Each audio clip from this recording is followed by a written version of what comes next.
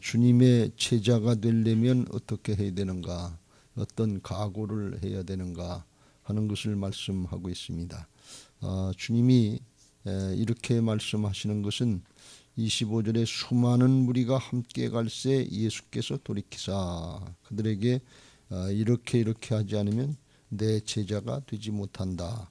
26절 27절에 자기 십자가를 지고 나를 따르지 않는 자도 내 제자가 되지 못한다 그랬고, 33절 끝에도 능히 내 제자가 되지 못한다. 자기의 모든 소유를 버리지 아니하면. 그래서 되지 못한다. 주님이 부정적으로 이렇게 얘기하시는 것처럼 그렇게 들립니다. 그런 게 왜 그랬는가 하면 25절에 수많은 무리가 예수님을 향해서 따라오는데, 그런데 주님의 제자가 되려고 따라오는 것이 아니고 예수님이 오병이의 기적을 행하시고 능력을 행하시고 행하시니까 예루살렘에 올라가셔서 로마 정부를 물리치고 이제 해방시켜주고, 그리고 임금이 되고 왕이 돼서 나라를 잘 다스릴 것 같은 구약의 다윗 왕과 같은 정치적인 메시아를 바라보고 따라온 거예요. 그래서 이 방향이 다르니까 주님 앞에 주님을 따르려면 주님의 제자가 돼서 주님이 행하시는 일을 우리도 행할 수 있는, 주님의 삶을 재현시킬 수 있는 제자가 되어야 된다 하는 것을 말씀하는 것입니다. 우리의 신앙의 목적이 어디에 있는가 하는 것을 분명히 알고 주님 따라가시길 주의 이름으로 축원합니다.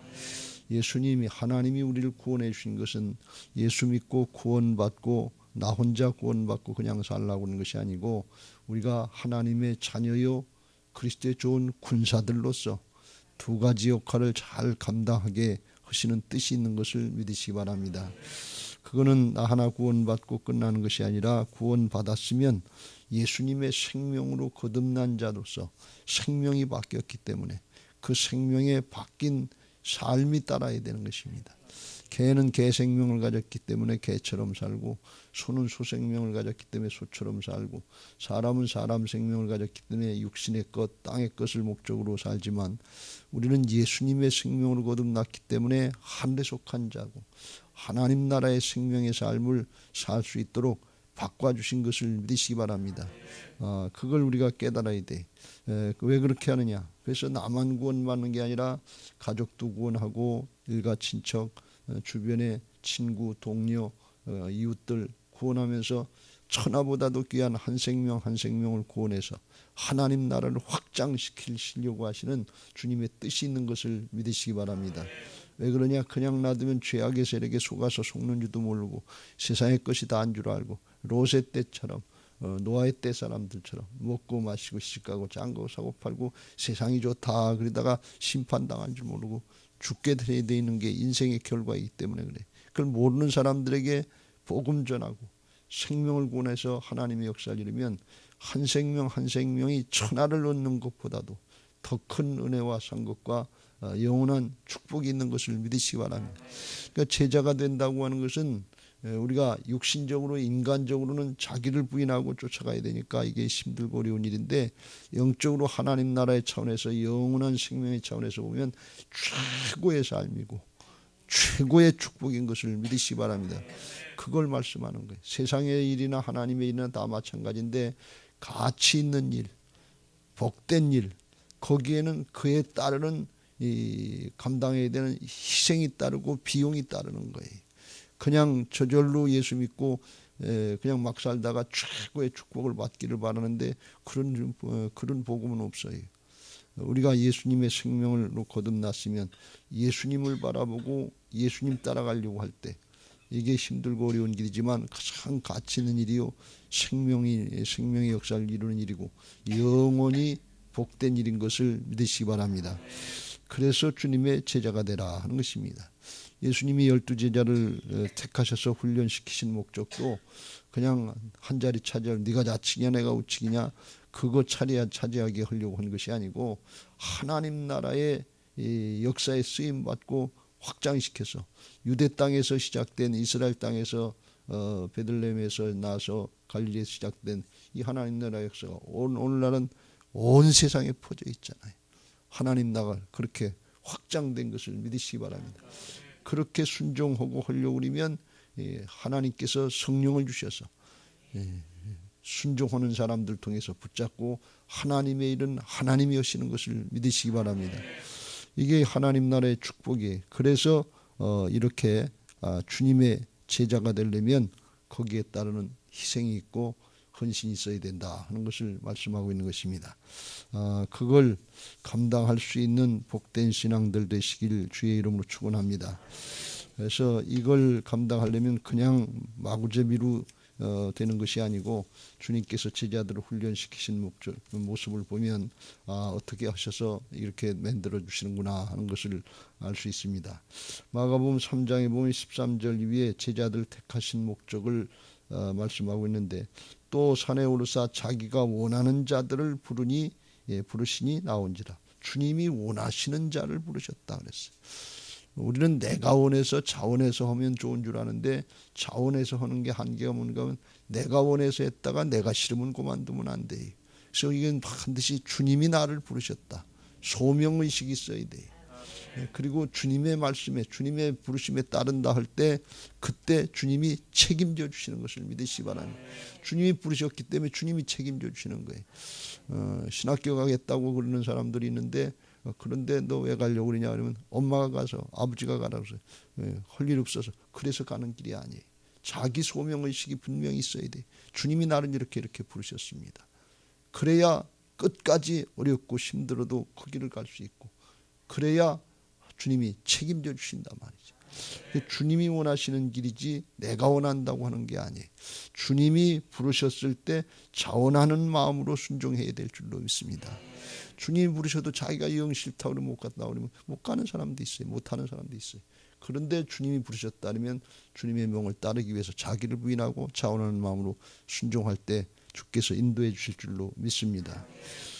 그리고 14절에 이에 12를 세우셨으니 이는 자기와 함께 있게 하시고 예수님의 제자들 데리고 함께 3년 동안 공생을 하셨는데 오늘날 그렇게까지 함께 하지는 못하지만 함께 한다는 건 주님과 동행한다는 뜻이에요.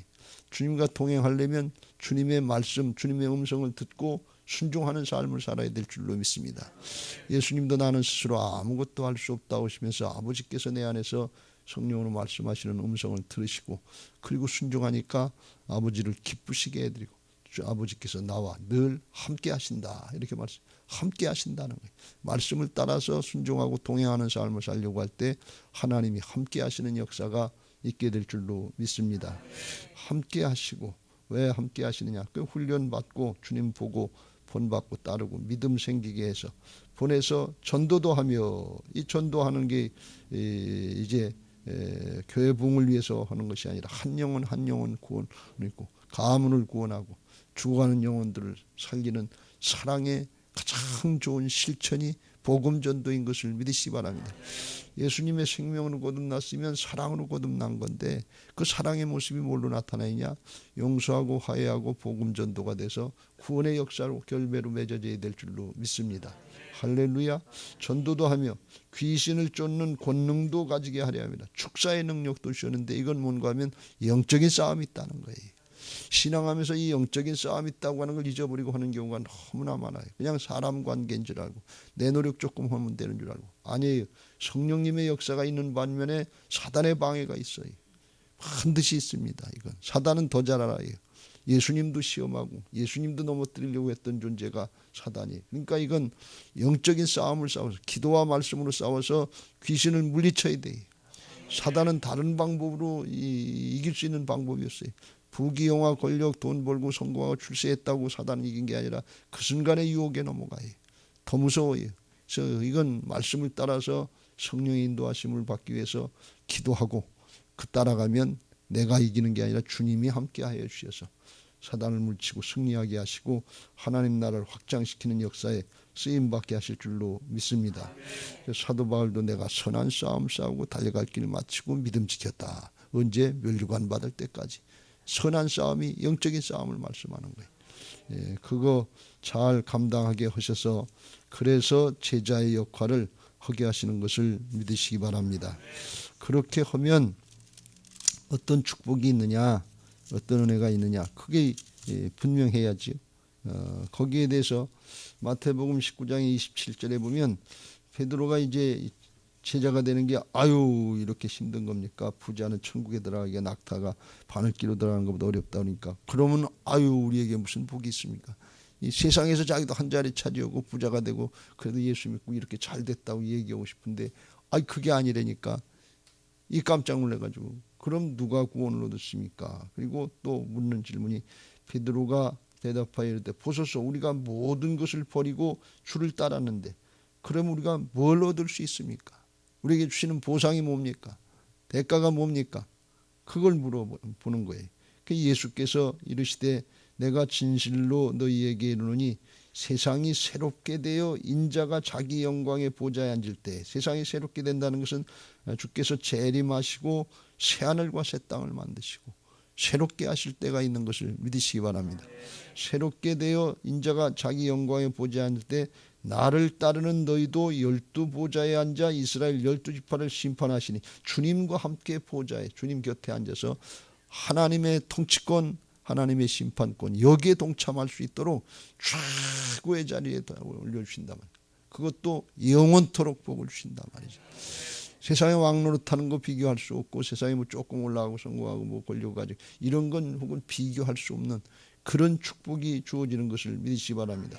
29절 또 내 이름을 위하여 집이나 형제나 자매나 부모나 자식이나 전토를 벌인 자마다 여러 배를 받고 다른 마가복음은 100배를 받고 또 영생을 상속하리라. 그래서 영원한 생명을 누리면서 아주 가장 최고의 축복 아주 우리가 수고하고 애쓴 건 비교할 수 없는 넘치는 축복을 영원토록 주시는 것을 믿으시기 바랍니다. 미루 말할 수 없는 그러시면서 하시는 말씀이 그러나 먼저 된 자로서 나중되고 나중된 자로서 먼저 될 자가 많으니라. 성경의 복음서에 이 말씀이 많이 강조되는데 왜 그런 거면 이스라엘 백성들은 유대인으로서 아브라함의 자손이라고 생각하고 자기는 혈통적으로 타고날 때부터 구원받은 자들이다. 구별된 자들이다. 이런 착각들을 하고 있었어요. 그런데 예수님은 오셔서 그게 아니고 거듭나야 된다. 예수님 믿고 하늘의 생명으로 거듭난 걸 믿고 하늘에 속한 자의 삶을 사는 사람들. 나중된 자들. 먼저 됐다고 자기들은 생각했는데 나중된 자들로 먼저 될 자가 많다. 누구든지 다 예수님 믿고 믿음으로 구원받는 것을 믿으시기 바랍니다. 복음은 보편적이에요. 이스라엘 백성들의 선민의식을 가지고 있으면 보편적인 게 되는 게 아니에요. 자기들은 구원받고 이방인들은 지옥의 땔감으로 쓰임받는다는 이런 잘못된 생각을 갖고 있었단 말이에요. 그런데 구약에도 하나님이 이스라엘 백성들을 택하신 것은 모든 나라를 구원하시기 위한 제사장 국가를 삼으시려고 한 거지 이스라엘만 구원하시려고 한 건 아니었다는 거예요. 우리는 절대로 이기적인 신앙에서는 안 될 줄로 믿습니다. 오늘날 신약에서는 왕같은 제사장을 삼아주시고 나를 통해서 주변에 복음이 전해지고 예수님이 전해져서 구원받게 하시는 생명의 역사에 쓰임받게 하신 것을 믿으시기 바랍니다. 그러니까 이렇게 힘들고 어려운 일이지만 그에 상하는 그에 넘치는 축복이 있다 그러니 우리 생각에는 26절 본문의 말씀이 내게 오는 자가 자기 부모와 처자와 형제와 자매와 더욱이 자기 목숨까지 미워하지 아니하면 능히 내 제자가 되지 못하고 이건 일부러 그냥 자살하라는 얘기가 아니라 주님의 역사를 위해서 주님이 맡겨주신 생명의 역사 하늘의 역사가 얼마나 귀한 것인가 하는 것을 알고 자기 육신의 삶 자기 욕심대로 하고 싶은 거 이거 부인하고 미워한다는 건 그걸 부인하고 자기를 부인하고 그리고 주님의 말씀을 따라서 생명의 역사를 따라서 가는 것을 우선해야 된다 그런 말씀이 여기 땅에서 부모를 잘 모시고 형제자매들에게 우애가 좋고 그리고 잘 관계가 좋고 그렇게 산다고 해도 생명의 구원을 받게 하지 못한다면 죄악이다 그런 말씀이 최고로 나쁘게 악하게 사는 거예요. 왜? 생명이 있는 줄 알고 영원한 천국이 있는 줄 알면서 그걸 전하지 않고 죽고서 가족을 부모를 형제자매를 지옥 가게 그냥 내버려두면 그게 무슨 선한 일이냐. 선한 일은 하나님의 일만 선한 일이고 하나님 한 분만이 선하신 분인 것을 믿으시기 바랍니다. 세상의 윤리도덕의 차원이 아니에요. 이건 영원한 생명과 지옥의 그런 차이지 천국과 지옥의 관점이지 윤리도덕의 차원이 아니에요. 세상에 조금 뭘 잘했다 도덕적으로 윤리적으로 좀 괜찮다 정의를 행했다 그런 정도가 아니에요. 이건 죽을 죄를 졌어도 회개하고 돌이키면 용서받고 천국 가고 생명을 얻는 것이고, 뭐 세상에 잘 먹고 잘 살고 누굴 선행을 베풀고 그랬다 할지라도 예수님을 믿지 않고 영원한 생명을 얻지 못하면 지옥이다, 그런 말씀이에요. 이 차원이 다른 차원이에요. 이걸 잘 구별하시길 주의 이름으로 축원합니다. 그런데 중요한 건 뭔가 하면 예수님의 생명으로 거듭난 사람들은 사랑의 생명으로 거듭났기 때문에 세상의 윤리 도덕의 차원보다 더 높은 차원으로 올라간 그런 복된 삶, 존경받을 만한 삶, 위대한 인생을 살아갈 수 있게 하시는 것을 믿으시기 바랍니다. 우리 교회가 욕먹고 신앙인들이 욕먹는 것은 세상 사람들도 못한 그런 윤리 도덕 차원부터 못한 그런 삶을 사는 건 예수님의 생명의 삶이 아니에요. 우리가 흔히 잘못하면 교통법규도 어기고 그럴 때가 있는데, 교통법규를 일부러 안 어긴다든지, 일부러 어긴다든지, 세상의 윤리 도덕에 그걸 무시한다든지, 공정질서를 무시하든지, 이런 사람 믿는 사람들 아니에요. 그건 자기 욕심대로 사는 사람이지 예수님의 생명의 삶이 아니다. 예수님의 생명의 삶은 세상의 윤리 도덕보다 더 높은 사랑으로 헌신하고 희생하고 나를 내주고 양보하고 주님의 생명이 사는 사람이니까 이걸 명심하시길 주의 이름으로 축원합니다. 세상 사람들이 손가락질 나오고 그러면 어떻게 복음이 전해지고 어떻게 예수님의 이름이 전해지겠어요? 오히려 그 때문에, 교회 때문에 믿는 사람들이 예수님의 이름이 땅에 떨어진단 말이지. 어저께 예수께서도 본 것처럼 범죄하고 이기적인 육신의 삶을 살았던 이스라엘이 바벨론 포로로 붙잡혀갔는데 하나님 말씀하신 너희들 때문에 내 이름이 땅에 떨어졌다 그랬어요. 왜 바벨론 포로 생활을 하냐 그러니. 그러니까 우리가 이게 정당화시키면 안 되고 정말 신앙 지키려고 하다가 고난이 있고 핍박이 엮여 있으면 하늘나라의 영원한 생명과 면류관의 축복을 바라고 꿋꿋이 믿음 지켜야 될 줄로 믿습니다. 그걸 부끄럽게 생각하면 안 돼. 세상에서 나를 시인하지 않고 부끄럽게 생각하면 하나님 앞에서 천사들 앞에서도 내가 너희를 부끄럽게 생각하고 시인하지 않겠다 그랬어요. 난 널 모른다 그런 얘기. 이게 분명하게 믿음 지켜야 될 줄로 믿습니다.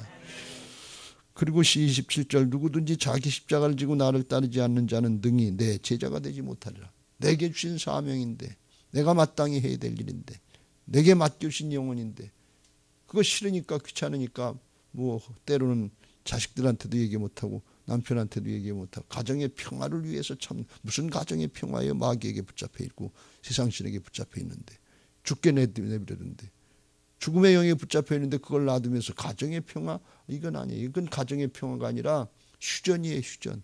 우리나라는 지금 남북이 통일된 게 아니고 전쟁을 잠깐 멈춘 휴전 상태예요. 아무 때라도 싸울 수가 있어요. 전쟁 터질 수가 있어요. 북한의 김정은이가 그거 협박하느라고 부지런히 그냥 미사일 쏴대고 막 그러잖아요. 그건 전쟁 상태지, 이게 휴전 상태지 진정한 평화가 아니다 그런 말씀. 영적으로 하나님과 우리 사이에, 사단과 우리 사이는 영적인 싸움을, 마귀를, 귀신을 물리쳐야 된다고 그랬잖아요. 영적인 싸움의 과정이고 선한 싸움의 과정이지 이게 평화가 아니에요. 속지 마세요. 절대 그 세상 논리가 아니에요.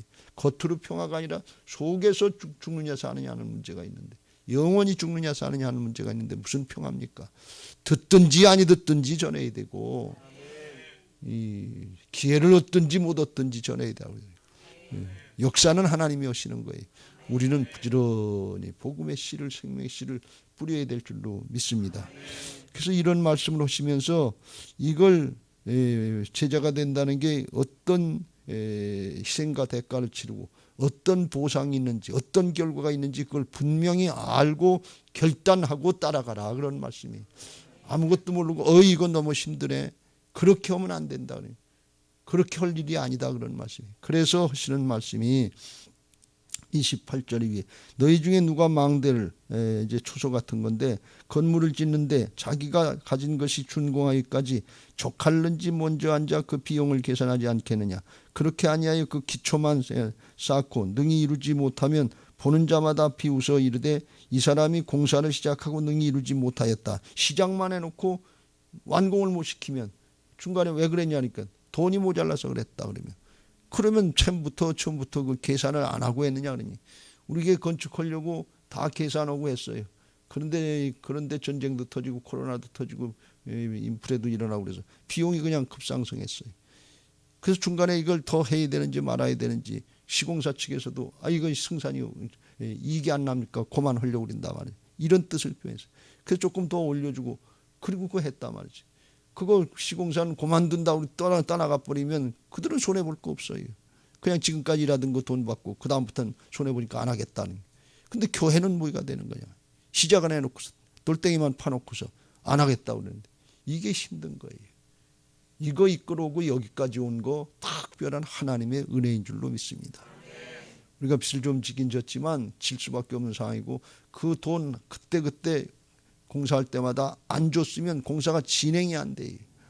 그래서 빚을 내서 그때 줬던 이유가 그렇지 않으면 인부들 노임이 안 나가니까 일 못 하겠다는 거예요.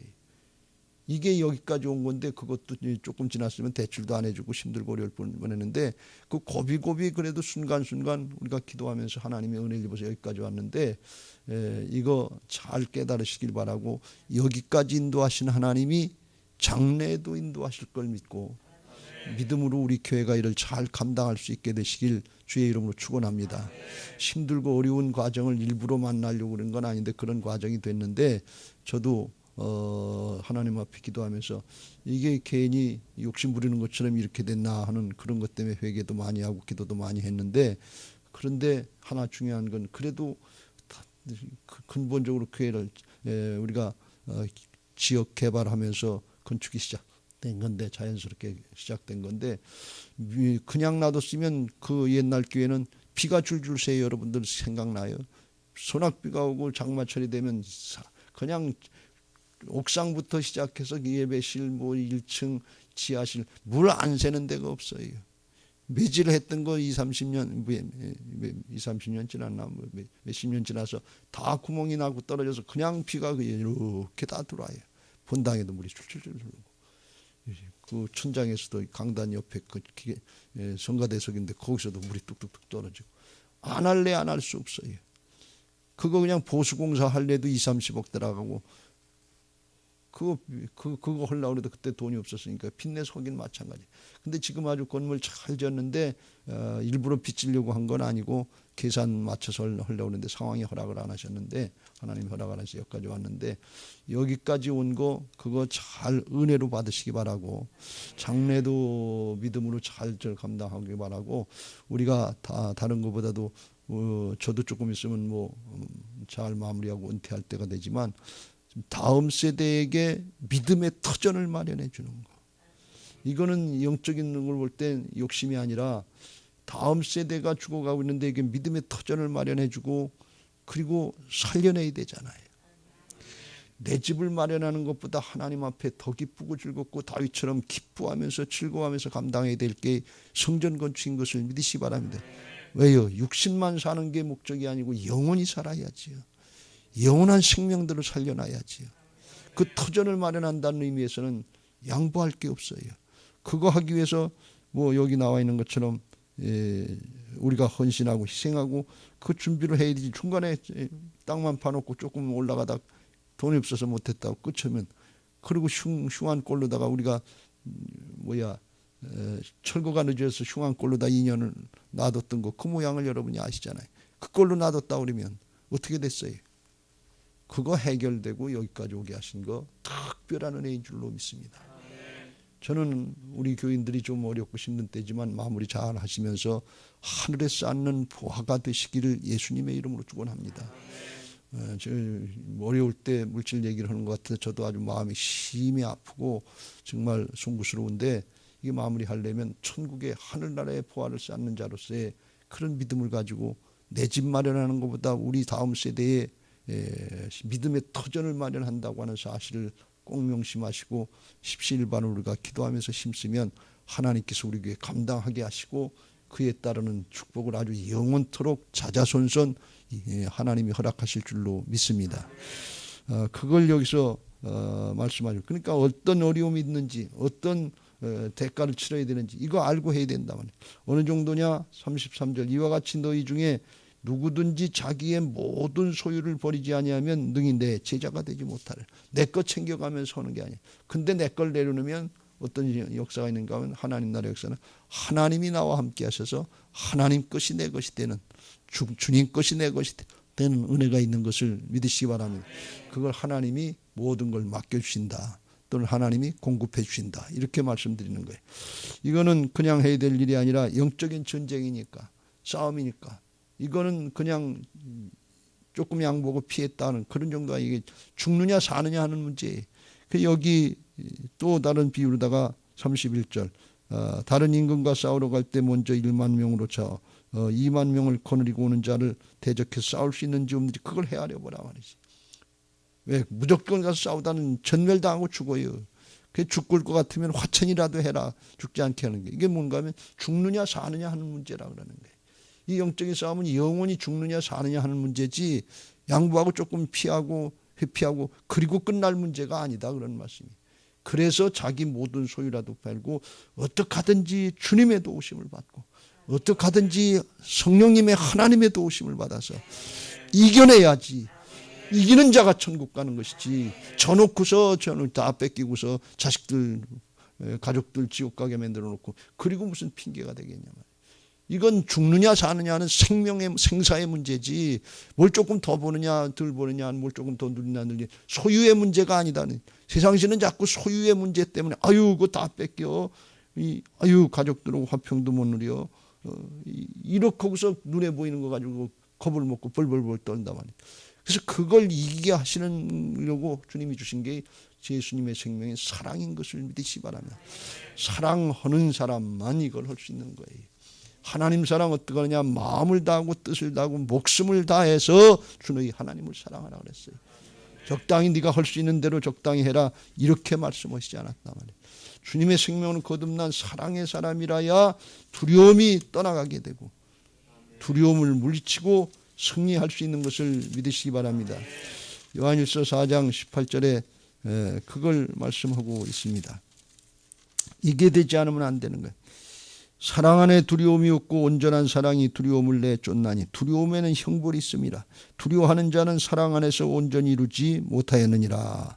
우리가 사랑하면 그가 먼저 우리를 사랑하셨습니다. 그래서 누구든지 하나님을 사랑하라고 형제를 미워하면 이는 거짓말하는 자니 보는 바 그 형제를 사랑하는지 아니하는 자는 보지 못하는 바 하나님을 사랑할 수 없느니라. 죽어가는 영혼들 그냥 내버려두고 하나님 사랑 안 된다 그런 말씀이. 하나님 사랑이 사람 사랑이고 사람을 통해서 하나님 사랑하게 되는 것을 믿으시기 바랍니다. 그래서 이게 사랑으로 해야 되는 거예요. 사랑으로 정리가 되지 않으면 생명의 문제가 해결이 안 되는 거예요. 베드로가 한 자리 차지하려고 좌측이냐 우측이냐 그거 가지고서 예수님 따라다니다가 주님이 너 안 되니까 따라오지 말아라 했더니 주님이 말씀하시니까 베드로가 아주 장담하는 것처럼 죽을지언정 주를 부인하지 않겠다. 무슨 자기 생각이 자기 욕심에서 나오는 그런 얘기예요. 근데 주님이 너 오늘 밤에 닭이 2번 울기 전에 3번 나를 부인할 거다. 아유 그럴 일 없습니다. 저를 어떻게 봅니까? 죽을지언정 주를 부인하지 않겠습니다. 그런데 분위기가 싹 바뀌고 예수님이 체포되고 돌아가실 것 같으니까 자기 붙잡혀 죽을까 봐 그냥 예수님 부인하고서 욕하고 저주하면서 도망가 버리고 말았어요. 인간의 결단, 인간의 욕심 그거 힘없어요. 분위기 바뀌고 상황 바뀌면 대본에 바뀌어 버려요. 장담 뭐라고 해야 되나? 손에다 장을 짓는다. 그런 거 없어요. 그런데 주님이 배신하고 도망간 베드로 찾아가셔서 갈릴리 바닷가에서 요한의 아들 시몬아 내가 여기 있는 사람들보다 나를 더 사랑하느냐 진짜 날 사랑하느냐 네 자신 사랑하는 거 아니고 돈 사랑하는 거 아니고 세상에 사랑하는 거 아니고 날 사랑하느냐 그러니 그때 베드로가 깨닫고 주여 내가 주를 사랑하는 줄 주께서 아시나이다. 그럼 됐다. 내 어린 양을 먹이라. 맡겨주시는 걸 볼 수가 있어요. 사랑으로 정리되는 것을 믿으시기 바랍니다. 두렵고 떨리고 결단이 안 서면 그거는 나를 사랑하는 것이고 여전히 세상을 사랑하기 때문에 그래요. 진짜 우리가 부모가 자식을 사랑하니까 자식을 위해서 헌신하고 희생하면서 마땅히 기쁘게 하는 것과 마찬가지. 하나님의 사랑은 더 커서 하나님의 아들을 십자가에서 내주시는 그 사랑을 우리가 받은 자들인 것을 믿으시기 바랍니다. 이미 받고 구원받은 사람이 은혜와 사랑의 법을 적용해서 우리가 그 은혜 원수 같은 죄인, 반역죄인 그런 죄인이지만 하나님 앞에 오늘도 불신앙하고 주님을 무시하는 그런 반역죄인들이지만 여전히 우리를 사랑하셔서 참고 기다리시고 인내하시는 하나님 앞에 은혜와 사랑으로 응답하고 주변의 사람들에게 은혜와 사랑으로 복음 전하려고 할 때 그걸 감당하게 될 줄로 믿습니다. 그걸 하러 오신 분이 이를 위해서 죽고 사시고 다시 오신 분이 부활의 주님 성령님이신 것을 믿으시기 바랍니다. 나는 안 되지만 내 안에 오신 주님은 되시는 것을 믿으시기 바랍니다. 그래서 그걸 놓고 기도하고 사모하면 주께서 구하는 자에게 성령을 주시지 않겠느냐. 이건 인간적인 노력까지 될 일 아니에요. 어떻게 인간적인 노력 가지고 목숨 내놓을 수 있는 사람이 어디 있어요? 목숨 둘 가지고 삽니까? 어떻게 가족들을 쳐버리는 것처럼 그렇게 할 수 있어요? 근데 그 사랑으로다가 구원하고 사랑으로다가 주님의 사랑으로 사랑을 하면 인간적인 사랑으로 한계적인 그걸 초월하는 모습이 되고 세상 사람들이 봐도 칭찬할 수 있는 그런 훌륭한 위대한 인생이 열려지게 되는 것을 믿으시기 바랍니다. 오늘 이거 굉장히 어려운 말씀이에요. 이해는 할 수 있는 말씀이지만 그걸 살아내려면 이건 정말 거듭난 부활의 신앙이라 해야 되고 살아도 주를 위해서 죽어도 주를 위해서 이를 위해서 주님이 죽고 사신 걸 믿고 주님의 죽고를 인정하고 따라가려고 할 때 내가 하는 것이 아니라 성령님이 또 오셔서 하나님의 은혜로 되게 하실 줄로 믿습니다. 믿음으로 자아를 쳐서 복종시키면 성령께서 또 오셔서 은혜로 되게 하시는 것을 믿으시기 바랍니다. 이걸 by grace through faith라 은혜로 되는데 믿음을 통해서 믿음은 자기를 부인하고 말씀 따라가는 거예요. 그때 하나님의 은혜인 걸 깨닫고 바울처럼 나의 나된 것은 하나님의 은혜입니다. 이렇게 고백하는 훌륭한 믿음의 사람들이 되고 최후의 승리자가 되게 하실 줄로 믿습니다. 여러분 이 한 사람 한 사람이 주님의 제자가 되는 최고의 축복을 누리는 복된 신앙이 되시길 주의 이름으로 축원합니다. 그렇게 주 예수를 믿으라. 그리하면 너와 내 집이 구원받는 은혜들이 있게 하실 줄로 믿습니다. 우리를 통해서 생명력이 번져나가서 직장에서 사업장에서 삶의 현장에서 이웃들에게 복음의 역사 하나님 나라를 확장시키는 역사가 있게 하실 줄로 믿습니다. 오늘도 그런 은혜들 누리게 해달라고 기도하는 시간 되시기를 주님의 이름으로 축원합니다. 이제 받은 말씀 기억하시고 찬양하시고 기도하실 텐데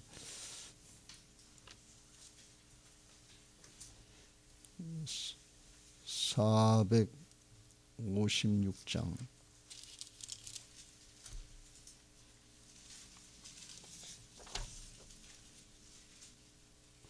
찬송하시고 기도하시기 전에 기도 제목 같이 읽고 찬양하겠습니다. 부활신앙 및 성전